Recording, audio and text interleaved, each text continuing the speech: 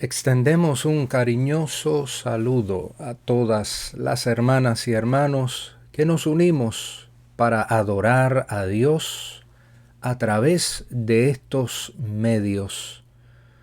Un fuerte abrazo en nombre de la primera iglesia presbiteriana hispana en la ciudad de Miami y este servidor, el pastor José Manuel Capella Prats. La lectura bíblica para esta ocasión la tenemos en el Evangelio según San Mateo, el capítulo 16, los versos 13 al verso 20, leyendo de la traducción de la Biblia Reina Valera Contemporánea. Dice así la Escritura Sagrada. Al llegar a la región de Cesarea de Filipo, Jesús preguntó a sus discípulos, ¿quién dice la gente que es el Hijo del Hombre? Ellos dijeron, unos dicen que es Juan el Bautista, otros que es Elías, y otros que es Jeremías o alguno de los profetas. Él les preguntó, ¿y ustedes quién dicen que soy yo? Simón Pedro respondió, tú eres el Cristo, el Hijo del Dios viviente. Entonces Jesús le dijo, bienaventurado eres, Simón, hijo de Jonás, porque no te lo reveló ningún mortal, sino mi Padre que está en los cielos.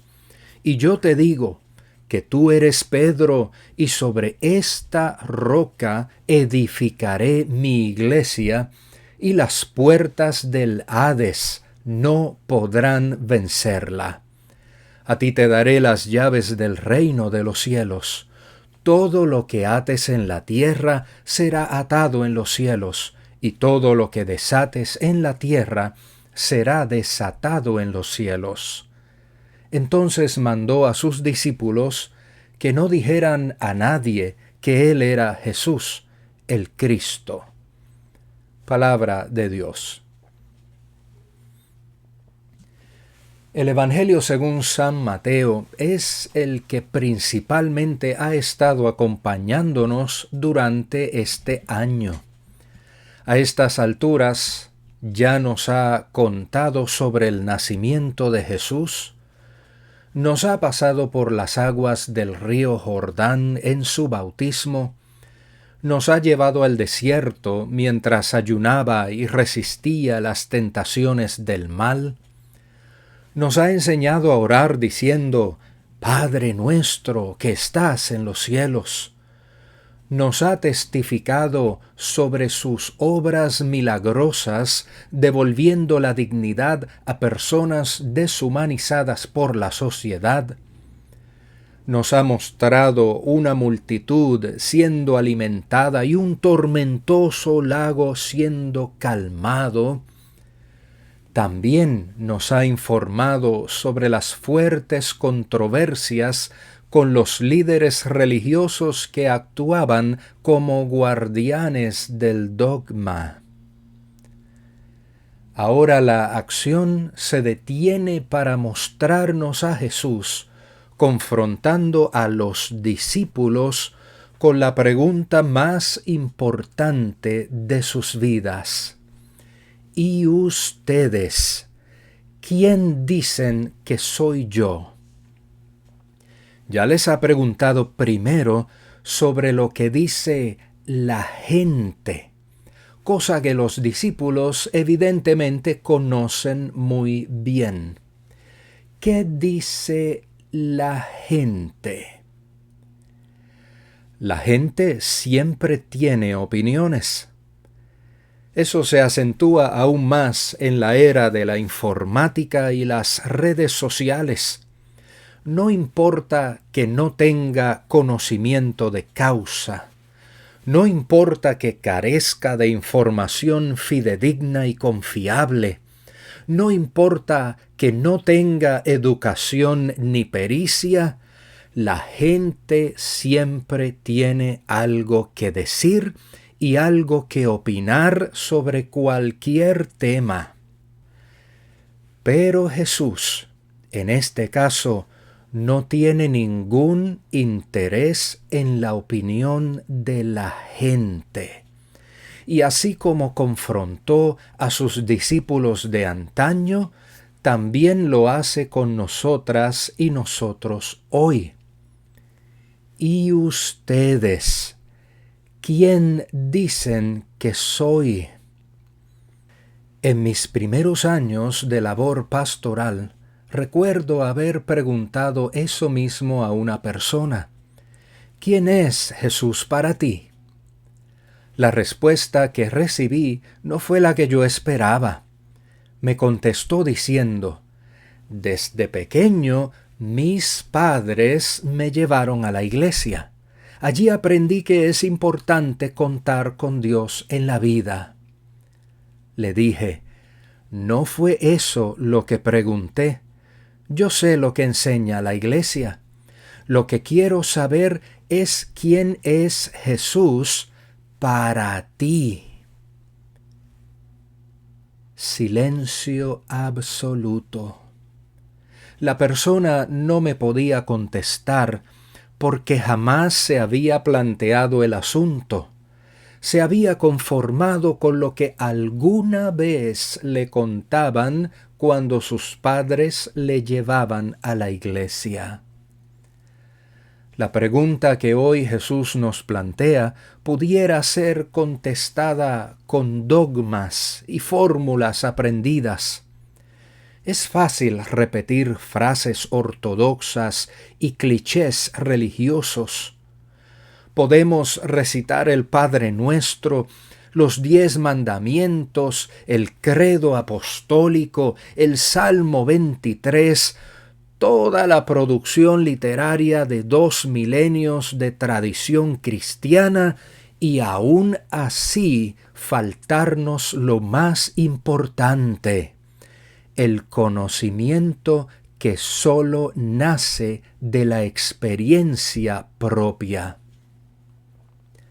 Comenta el teólogo y biblista José Antonio Pagola que a Jesús lo adoramos como Dios, pero no es el centro de nuestra vida. Lo confesamos como Señor, pero vivimos de espaldas a su proyecto sin saber muy bien cómo era y qué quería. Lo llamamos Maestro, pero no vivimos motivados por lo que motivaba su vida. Vivimos como miembros de una religión, pero no somos discípulos de Jesús. Fin de la cita. Pedro responde correctamente identificando a Jesús como el Cristo, el Hijo del Dios viviente. Antes de la crucifixión, muerte y resurrección de Jesús, esa respuesta sería muy mal interpretada por el pueblo en general. De ahí que Jesús haya mandado a los discípulos no publicar aún su identidad. Ahora bien, eso que Pedro respondió viene a ser el fundamento, la roca sobre la cual Jesús edifica la iglesia. Es curioso observar que Jesús recurre al lenguaje simbólico de la construcción para referirse a la formación de una realidad colectiva, orgánica, viviente. Por más que lo sigamos confundiendo, es indispensable recordar y acentuar que la iglesia no es un edificio, sino un pueblo. Es el conjunto de las personas que a través de los siglos han conocido al Señor Jesucristo y han seguido su camino. De igual manera, cuando Jesús habla de las llaves del reino de los cielos, no está hablando de tener control sobre un lugar, sino que está utilizando lenguaje metafórico para hacer un llamado a la iglesia, tú y yo, a continuar su proyecto de vida. La misión de la iglesia, es decir, nuestra misión como discípulas y discípulos, no es otra que modelar nuestra vida según la vida de Jesús, seguir sus pasos, encarnar su persona en el día a día. La confesión de 1967 de la Iglesia Presbiteriana en los Estados Unidos de América lo expresa de la siguiente manera: la vida, la muerte, la resurrección y el retorno prometido de Jesucristo han establecido el modelo para la misión de la Iglesia. Su vida como ser humano envuelve a la Iglesia en la vida ordinaria de la humanidad. Su servicio a los seres humanos compromete a la Iglesia a trabajar en pro del bienestar humano en todas sus formas. Su sufrimiento hace a la Iglesia sensible a todos los sufrimientos humanos, de manera que contempla la faz de Cristo en el rostro de los seres humanos que sufren toda clase de privaciones. Su crucifixión revela a la Iglesia el juicio de Dios sobre la crueldad del ser humano hacia sus semejantes y las consecuencias terribles de su propia complicidad en la injusticia. En el poder del Cristo resucitado y en la esperanza de su retorno, la Iglesia contempla la promesa de la renovación de la vida del ser humano en la sociedad y de la victoria de Dios sobre la maldad. Fin de la cita. Hoy más que nunca se hace necesaria esa fe genuina, auténtica, que se manifiesta en la experiencia propia de conocer y seguir a Jesús. Hoy más que nunca se hace necesario el testimonio, no de edificios de piedra, madera o metal, sino de una iglesia viviente donde quiera que estemos, en todo tiempo y en todo lugar. Sobre esa iglesia, si Jesús dice que las puertas de la muerte no podrán vencerla, tampoco los tiempos de pandemia la vencerán. Soli Deo Gloria.